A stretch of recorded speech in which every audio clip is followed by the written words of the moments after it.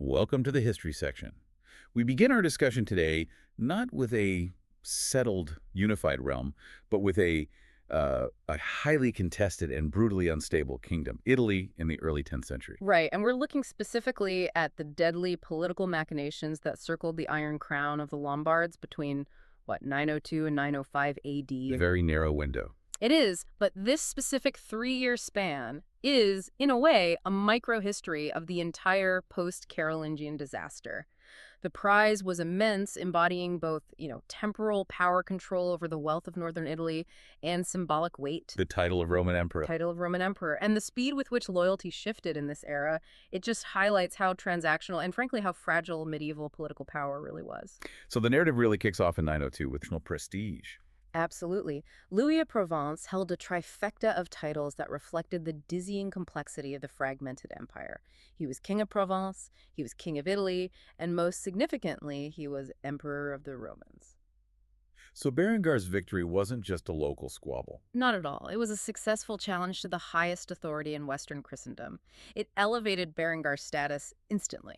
Now, Berengar's handling of the captured emperor in 902 is where the tragedy, I suppose, really begins. He had the power to neutralize his rival permanently, He could have killed him, mutilated him right then and there. but he chose tactical clemency. He defeated Louis, but he didn't kill or mutilate him, believing he could extract a binding, meaningful promise. And the terms of that surrender, they tell you a lot about the reliance on oaths in this period. Louis was compelled to promise that he would return immediately to Provence and confine his rule there as an independent king. Right, and crucially, there was a nod to the lingering Frankish disputes. The agreement stipulated that he refuse allegiance to the king of the Eastern Franks. But the central oath, the one Berengar valued most, was a solemn vow to never, under any circumstances, re-enter Italy again. History tells us that the primary motivation behind Berengar's decision to spare Louis's life and settle for this oath was simple pity. He demonstrated mercy to a defeated rival, believing that the sacred nature of the promise would hold. Which, when you look at the vicious political environment of the 10th century where mutilation and murder were common currency, that gesture of pity, it stands out as a colossal and consequential miscalculation. Indeed, pity was a luxury no aspiring king could afford, especially when dealing with a claimant to the imperial title. And that miscalculation was exposed just 3 years later, in 905. The political atmosphere in northern Italy was perpetually volatile, not because of foreign enemies, but because the foundational power structure was extremely decentralized. Local nobility. The powerful local nobility.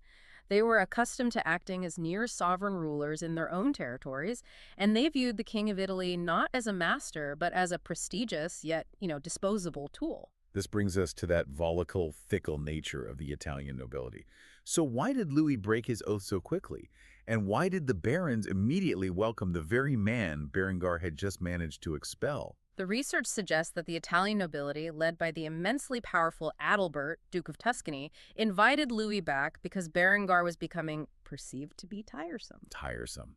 That specific phrase is. It's so politically charged, it speaks volumes about the early medieval Italian political compact. It does. I mean, what exactly made Berengar tiresome? Oh, what do you think? Was he raising taxes? That's the most likely culprit. The nobility preferred almost complete autonomy above all else. When a king started acting like a real king, they viewed it as an infringement on their established rights. So Berengar, trying to consolidate his precarious position, was likely exercising what they considered excessive royal authority. Exactly. It could manifest in several ways. Maybe trying to enforce a centrally decreed justice system, attempting to audit or claim royal lands that had been appropriated by local magnates, or, as you said, attempting to standardize or increase tax collection. A deeply unpopular measure. So they weren't fighting over Berengar's lack of military skill or his diplomatic failures. They were fighting over his desire to actually govern. Precisely. And in sharp contrast, Louis of Provence, during his previous brief tenure, was remembered fondly by these barons as a hands-off ruler. Because he was geographically distant. His focus was on his core lands in Provence, and he seemed content to just hold the titles while allowing the local aristocracy to manage their own affairs. And their wealth, unimpeded. That's the core of the Italian problem, isn't it? The nobility desired the immense prestige associated with the King of Italy title being held within their realm. They wanted the theoretical protection and the legitimacy conferred by the crown. But they absolutely did not want a strong central government that might curtail their freedom their local judicial power, or their purses, Louis represented the immediate restoration of that accustomed independence. So with the promise of support from powerful figures like Adalbert, Louis, now deeply confident, made his highly ceremonial second entry into Italy, arriving at Verona. He knew Berengar would fight, but he felt secure. He knew the immense private armies commanded by Adalbert and his allies were now on his side. He must have thought victory was guaranteed. His confidence, however, was quickly eroded by an act of stunning tactlessness. It just proves how fragile these temporary alliances really were. Louis had been ruling Provence, which had a different feudal culture, and he was genuinely taken aback by the sheer size and, crucially, the spectacular luxury displayed by the private armies of the Italian nobles who had invited him. They were showing off. They were showcasing power that bordered on the royal itself, and it was this spectacle that prompted his fatal remark. Louis made an observation to one of his trusted generals, commenting that Adalbert seemed to aspire to royal splendor, lacking only the actual title of king. Which sounds like a casual, perhaps even admiring observation about a powerful ally's ambition. But in the paranoid, high-stakes court environment of the 10th century, casual observations about ambition can be deadly, and this conversation was overheard. Not by a minor servant. No, by Adalbert's wife. And women often played these crucial, if unofficial, roles in court intelligence and political strategy. She understood immediately the existential threat contained in Louis's words. She recognized that Louis was suggesting Adalbert's power was crossing a dangerous, unspoken political boundary. For nobles who had just risked everything to depose a tiresome ruler, this was the ultimate confirmation of their fear. That Louis might prove just as demanding and threatening as Berengar once he settled onto the throne. They hadn't invited him back to exchange one powerful, interfering master for another. So the political maneuvering that followed was What? devastatingly swift. Incredibly swift. Adalbert's wife warned her husband, and the nobles, realizing that Louis viewed their independent power not as a source of strength but as a potential challenge, immediately consulted. They secretly agreed to withdraw their guaranteed support. It's just the clearest possible demonstration of the purely transactional nature of feudal allegiance in Italy. It existed only as long as it directly served the aggressive self-interest of the subordinates. And with this shift in loyalty, the balance of power instantly reverted. Berengar, who of course always maintained a network of spies and informants, received intelligence of this complete political pivot. He moved immediately. He saw the opportunity created by Louis's arrogance and Adalbert's paranoia. Berengar understood that he didn't need to defeat the nobles, he just needed to buy their compliance. He offered a substantial bribe, a simple transactional payment of silver and land to the now disgruntled nobles. In exchange for what? Just letting him into Verona. For allowing him access to Verona while Louis, who believed he was perfectly guarded by their forces, was vulnerable and unguarded. The price was apparently well worth the betrayal of their freshly invited sovereign. And so, the unsuspecting emperor of the Romans was captured while sleeping. Berengar and his men crept into the city, seizing Louis and dragging him out. The confrontation is a powerful moment, referencing the specific failure of clemency 3 years earlier. So Berengar made sure to emphasize the failed oath. Oh, absolutely. Before delivering the ultimate political punishment, his statement was direct and unforgiving. I let you go out of pity when I captured you before, and you promised that you would never re-enter Italy. This time I will spare your life, but I will take your eyesight. The act of blinding, it's so significant. It wasn't just an act of cruelty, it was a formal political disqualification. Precisely. A blind man could not lead an army, could not preside over a court, and most importantly, could not effectively govern a kingdom or command an empire. By mutilating Louis, Berengar ensured he would be physically unable to fulfill the duties of a king or emperor, forcing him to relinquish both titles. And Louis survived. But he spent the next 2 decades confined to Provence, stripped of all effective power and known forevermore as Louis the Blind. He was neutralized as a political threat. But the story of the Iron Crown and the imperial title doesn't end neatly here. There's an anticlimax. Berengar, now fully established as king of Italy, logically hoped to claim the imperial title that Louis had been forced to drop. Of course, that was a whole prize. But the Pope refused to offer it. Why? Well, this refusal stemmed from the broader instability of the Frankish successor kingdoms. The Pope declined Berengar's request for 2 compelling, interlinked reasons. The first being legitimacy. The first was the issue of legitimacy. Berengar was not a Carolingian. Although the Carolingian line was weakening everywhere, That dynastic link still carried tremendous symbolic weight, especially in Rome. And the second reason was purely pragmatic. Utterly pragmatic. If the Italian nobility could flip allegiance and betray an emperor like Louis so easily for a bribe, what guarantee did the Pope have that Berengar would maintain a stable hold on the territory long enough to offer reliable protection to the papacy? So the perceived instability meant the imperial title, which is supposed to denote the supreme protector of Rome, would just remain vacant. Exactly. So while Berengar had achieved victory in his personal, bloody struggle for the Iron Crown, the imperial title remained unawarded. And this reflects the general crisis of centralized authority across Western Europe.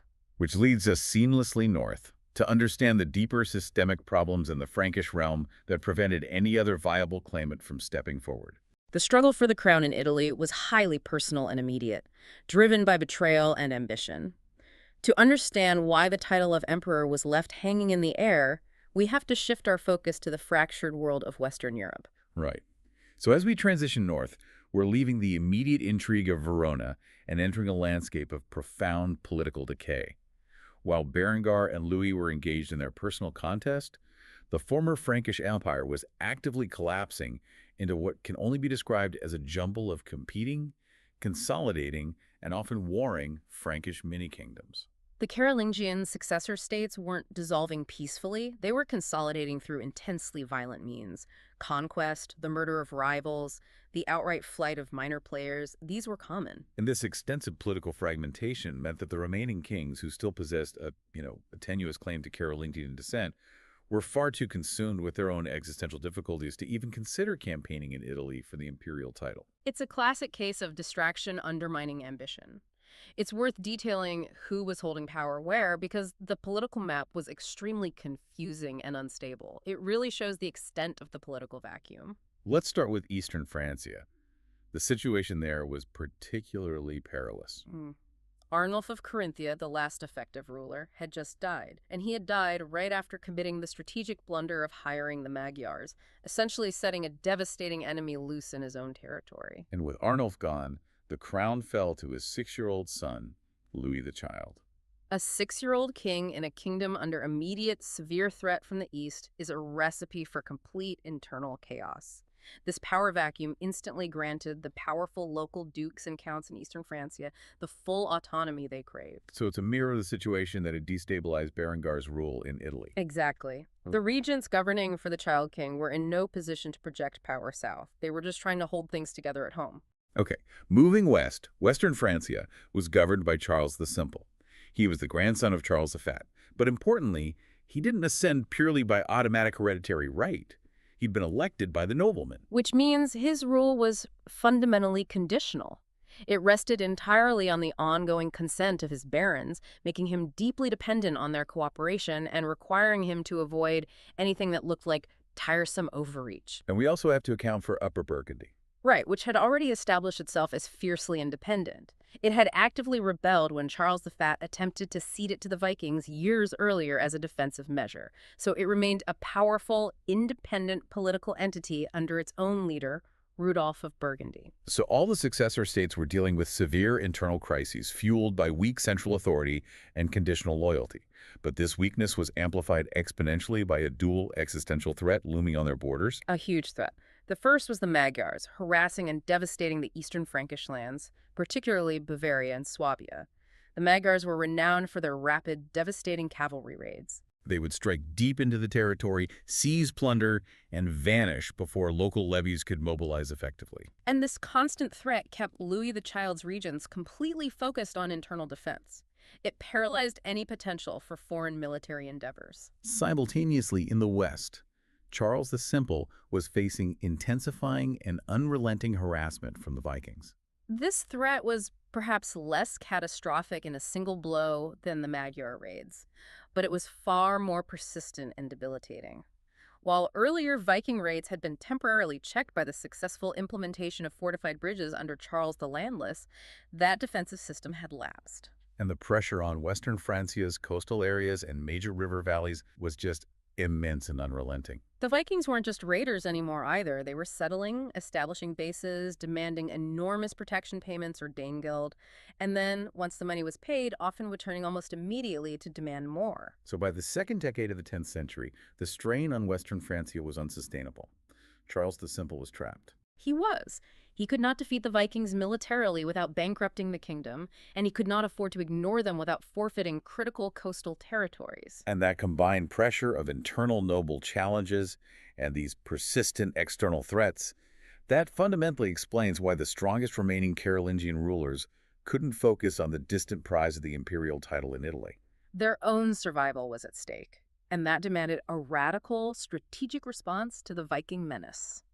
This overwhelming political pressure brings us to one of the most remarkable and desperate political maneuvers of the 10th century, the strategic creation of Normandy in 911 AD. It was a shocking political innovation. Faced with constant, debilitating raids, Charles the Simple decided on a drastic solution that, at the time, must seem like a concession of utter failure. It was an attempt to solve a military problem through a diplomatic grant of sovereignty. He chose to give a substantial portion of Western Francia, the land known thereafter as Normandy, to the very Viking invaders who were actively destabilizing his realm. A calculated risk, essentially transforming an enemy into a permanent, highly motivated border guard.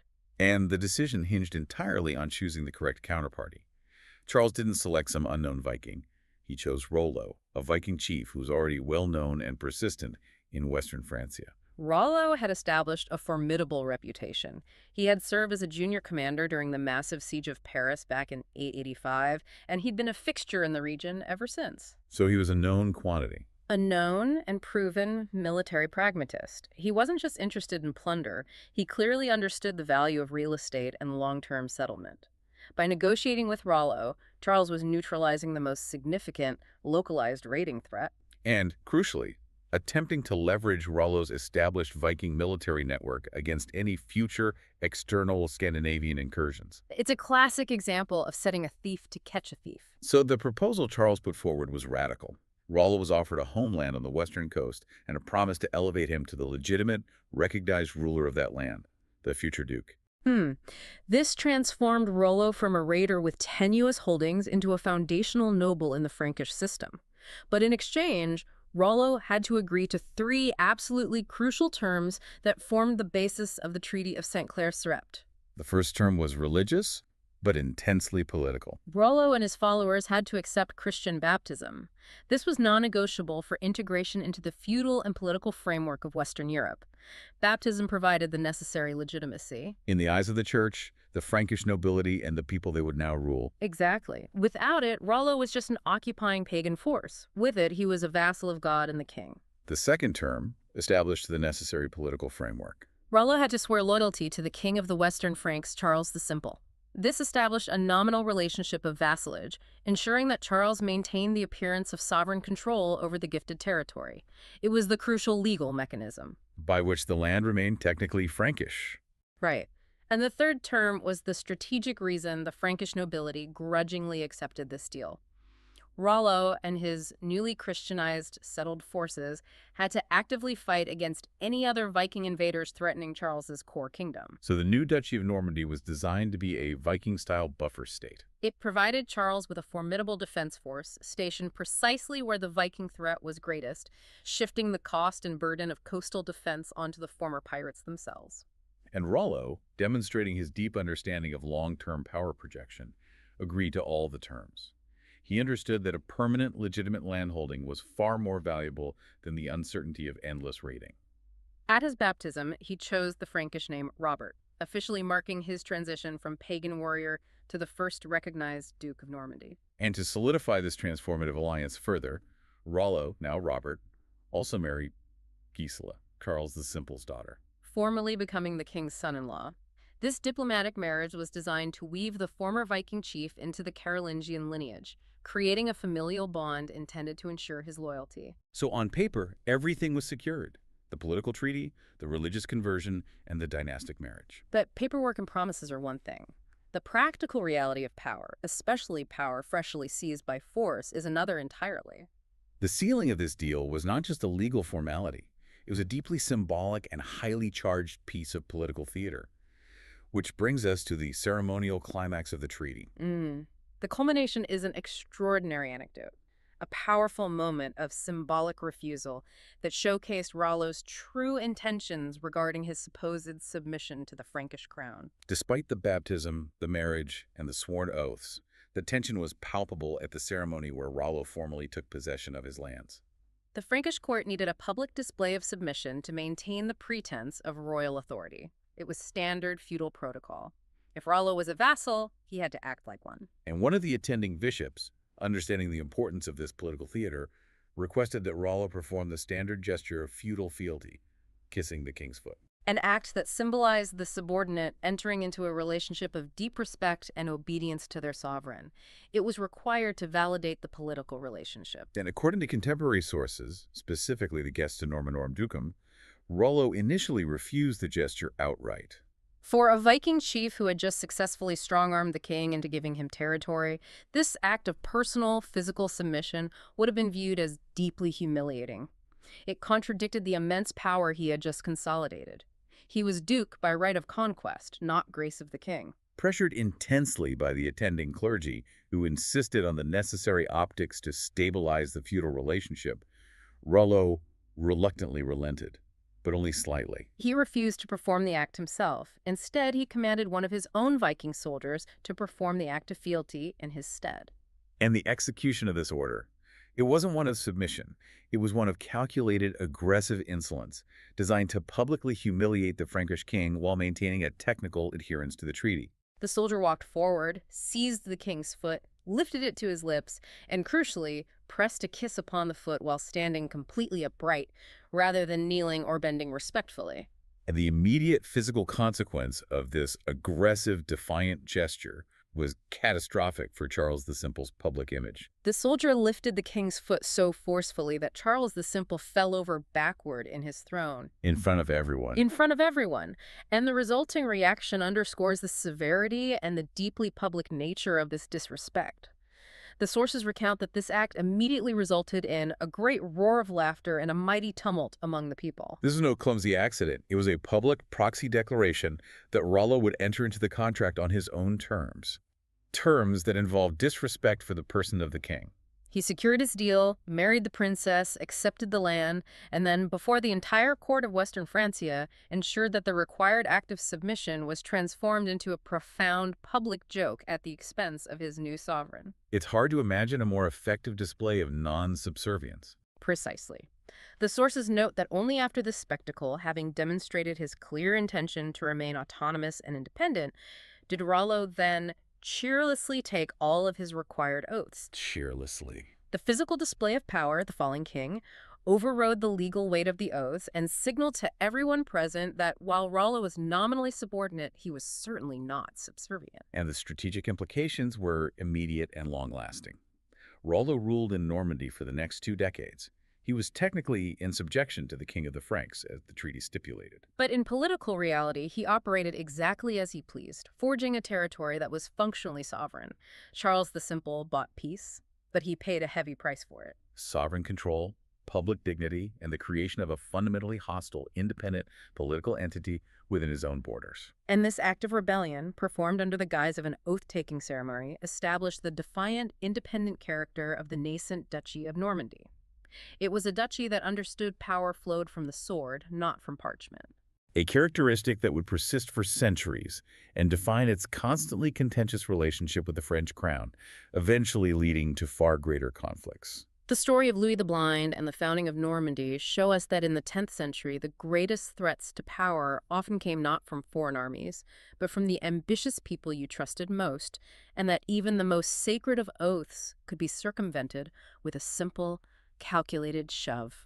It leaves you with a question, doesn't it? Yeah. Does the foundation of Normandy, built on an insult and established through a betrayal of feudal custom, prove that sovereignty is always based on sheer power and the willingness to violate norms, rather than on law or religious legitimacy? Something to consider. Thanks for listening. We hope you enjoy learning something new. That's all for now, but in case you didn't notice, there are a lot more episodes on this subject available right now. If you're enjoying these historical podcasts, please like and subscribe and share with other history buffs.